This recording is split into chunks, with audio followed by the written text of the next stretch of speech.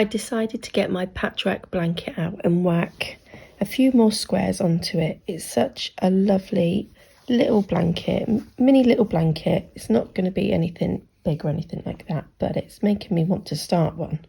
Oh dear. Anyway, I've not picked this up in a long time. So what I did is I've put progress keepers on the squares that I've done from the last time that I would have shared this on a vlog or a podcast. I've done this square here. I've done this one. I've got the window open, so apologies for the noisy traffic. And I'm just working on this one. This yarn, oh, so pretty. I love it. The only problem is, look, that's all I've got left. I know, I'm being a little bit daring, aren't I? Let's hope I can actually get that finished.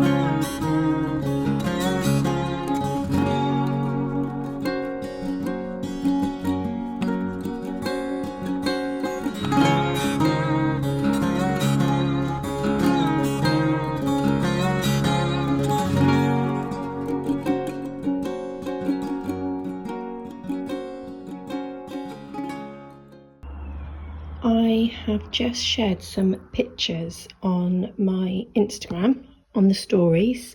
The girls are upstairs playing, so you might be able to hear them in the background. And I'm in the front room. I've got the window open because, in case you don't already know, I'm sure you do, it's very hot here in the UK. Extremely hot. And so I need the window open. I did have the fan on, but I did turn that off, but that'll go straight back on again in a minute. I wanted to chat to you about my patchwork blanket because I've been, when I've been sharing it on my Instagram stories, I always get such a lovely response from everyone, and normally I get asked quite a few of the same questions. I do have a project page, and I have updated it now with a few other projects on there as well. So again, I will leave a link down below so that you can go back and keep checking it if you need to. But I guess first things first, the pattern I am using is the Knitted Patchwork Recipe, and this is a free pattern by Martine Ellis. Martine makes, and you can find this on Ravelry. I'm guessing you can also find it on Martine's website as well. And yeah, so that's the pattern I'm using. The yarn that I'm using, I'm just using scraps. So in my project bag, I've still got it in the original project bag that I picked for the project. Absolutely love this bag so much. This is by Angie, who is the Urban Stitcher. It's gorgeous. So a little bit of rustling. So I started this, some of you might remember I started this when Jules and Kelly hosted the Rainbow Chronicles, and then the idea was each month, because it's not a massive blanket, look at it, it's only 10 squares width wise, and I'll chat about the number of stitches as well in a minute per square, and so the idea was each month there was a colour, and so the idea is it's going to look like a rainbow. So it's not going to be a massive blanket, and the idea was it never was going to be. I will border it, and I'll probably do something like a log cabin effect border, and I'll probably just use a undyed 4-ply for that, but I want to be able to just fold it up and rest it over the back of my wooden armchair that I've got. But I'm enjoying it so much that I can imagine, you know, if you know me, you know me, I love the blanket, don't I? So I'm thinking, once this is finished, because I'm on the blue section, and then I have lilac and purple, and then it's done. So it's not going to be, oh, do I have another colour? Have I missed another one out? I don't think I have. But it's the perfect size, literally just to fold up and just have it over the back of the armchair. And it'd be fine on your lap if you just wanted something to snuggle with, especially for Jessie, it'd be fine for her.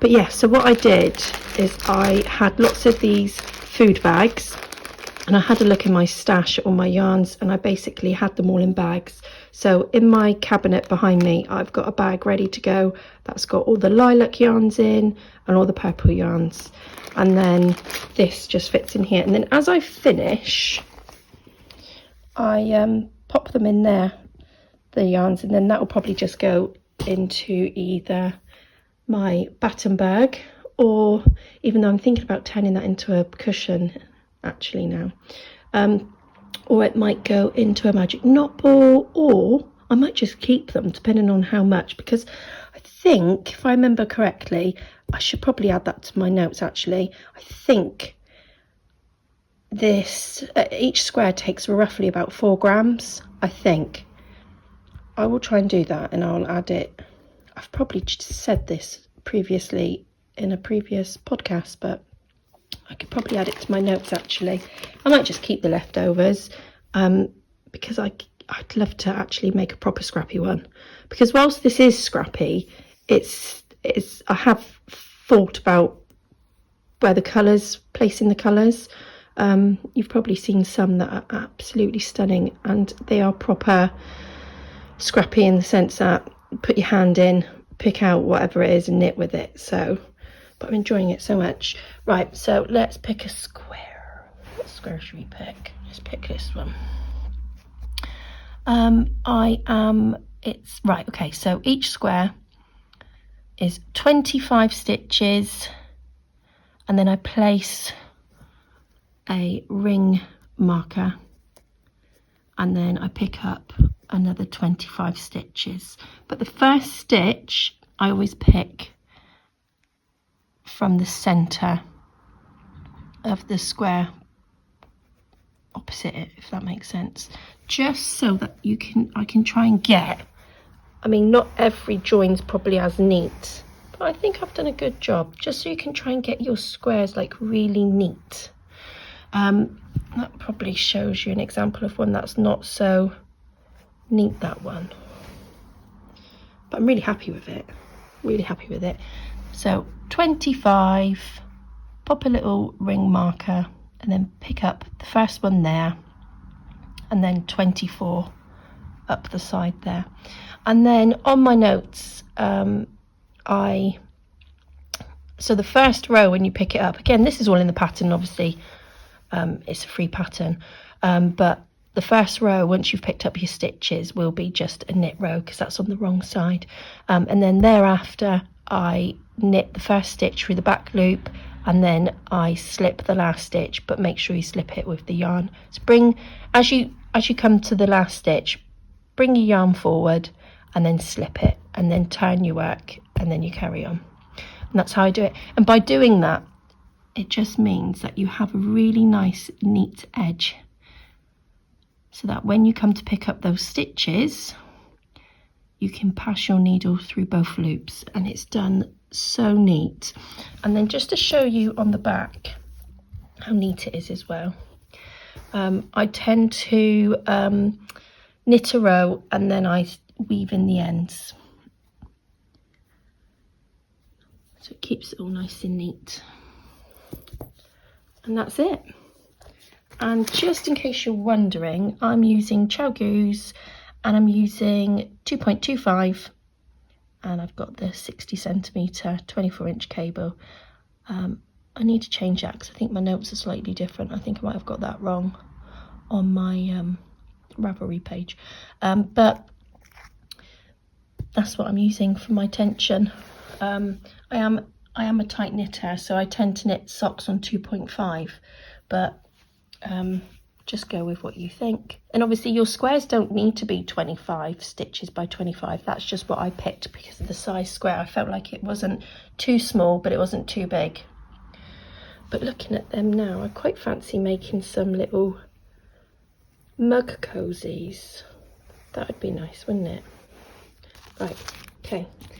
Nearly 8 minutes chatting about a blanket. I better go and start editing.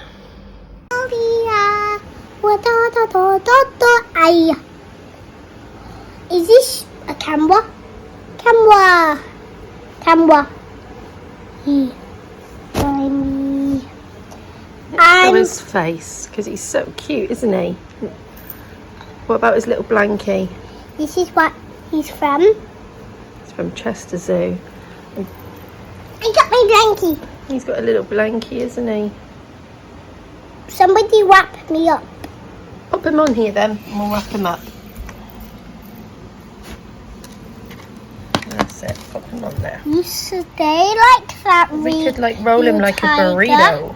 You stay like that, real tiger, okay? Roly, roly, roll. Roly, roly, like a sausage roll. Yeah. This is a real tiger. This is a real tiger. Have you still got your little charms on here? We made some charms earlier, didn't we? We added some bells to them. Mama, can I kiss you?